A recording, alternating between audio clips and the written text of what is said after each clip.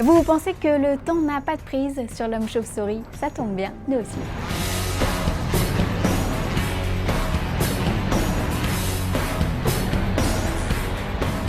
Au programme aujourd'hui, des retrouvailles tordantes et des pastèques géantes, mais tout de suite, place aux news en bref.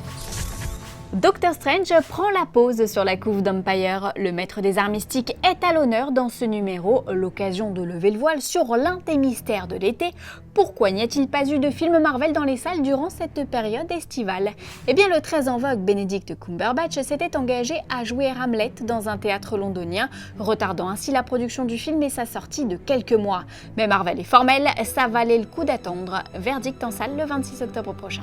Polémique durant le tournage de Transformers The Last Night.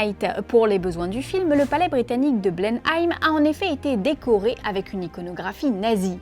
Le bâtiment ayant vu naître Winston Churchill, Premier ministre du Royaume-Uni durant la Seconde Guerre mondiale et décisif dans la lutte contre l'Allemagne nazie, les vétérans du conflit n'ont pas apprécié. Mais Michael Bay les a vite rassurés en déclarant que Churchill, dans le long métrage, serait un héros. Loin de la polémique, Mark Wahlberg a révélé que ce Transformers 5 mettrait en scène des mini Dinobots. Rappelons que les Dinobots en mode XXL avaient fait leur apparition au générique de Transformers l'âge de l'extinction et ça dépotait. Et si Batman sortait plus tôt que prévu? Le PDG de Warner a déclaré que le film de Ben Affleck pourrait débarquer sur les écrans dans 1 an et demi, soit en mars 2018. Est-ce pour cette raison que The Flash, initialement attendu à cette date, a été repoussé?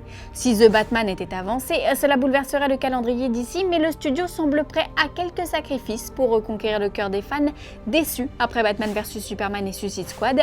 Et qui mieux que Batman pour fédérer le public? Affaire à suivre. Vous sentez? Il y a comme un parfum de Jurassic Park dans Thor 3. Et oui, après Jeff Goldblum, c'est au tour de Sam Neill de rejoindre l'aventure Ragnarok. L'occasion, on l'espère, de voir les deux acteurs se donner de nouveau la réplique lors de retrouvailles au sommet.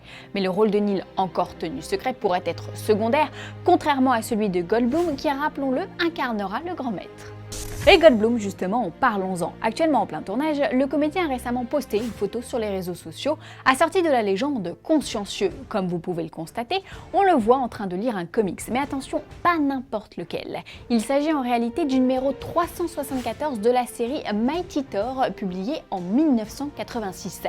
Or, dans ce numéro, Hela, campée à l'écran par Cate Blanchett, parvient à fragiliser les os de Thor afin que le héros ne guérisse jamais.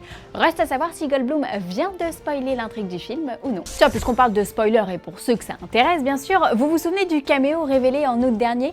Sur l'une des photos postées par un fan, on voit le dieu d'Asgard obtenir une carte de visite.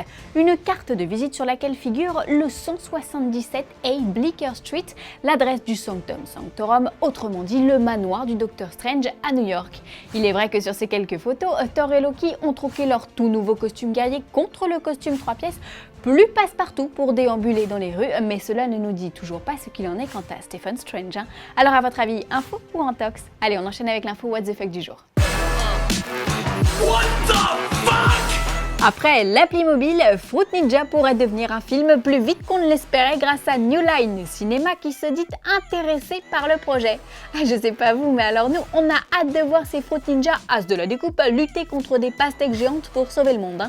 Et sinon, à quand un film Candy Crush? Aujourd'hui dans le Code des Fanzoni, on répond à Pauline Hustet qui voudrait des infos entre autres sur Assassin's Creed.